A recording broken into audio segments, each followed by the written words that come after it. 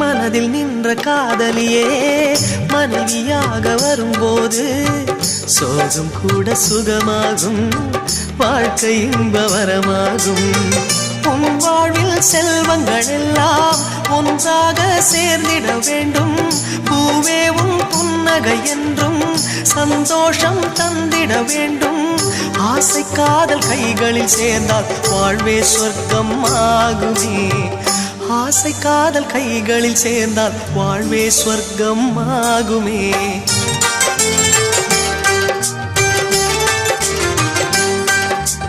ஆனந்தம் ஆனந்தம் பாடும் மனமாசையின் ஊஞ்சலில் ஆடும்.